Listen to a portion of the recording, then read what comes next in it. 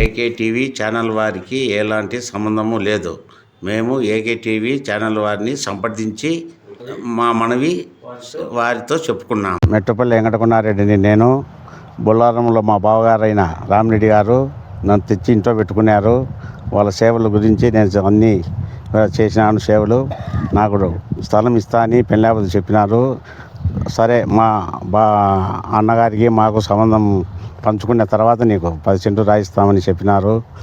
నేను అడిగితే పంచుకున్నాక మా నాయన నీకు అగ్రిమెంట్ కదా రైతు రిజిస్టర్ చెప్పలేదు, నీకేం చేయలేను అని చెప్పినారు. కాబట్టి ఇంకా నాకు దయ ఉంచి మీరు నాకు అన్యాయం జరిగింది కాబట్టి మా బావగారు సేవలు చేయించుకొని నాకు స్థలం ఇస్తామని ఇవ్వలేదు. పిల్లోళ్ళు మా నాయన మా బావ మా కాడ లేరు కాబట్టి ఇప్పుడు అడ్డం తిరుక్కున్నారు. కాబట్టి ఎస్పీ దొరగారికి విన్నపము చేయించుకున్నాను. మా బావ కడప హైదరాబాద్ ఎయిర్పోర్ట్లో పనిచేస్తాడు. రెండోవాడు భాస్కర్ రెడ్డి ఏడి కడప, మూడోవాడు కాలేజీలో పనిచేస్తాడు.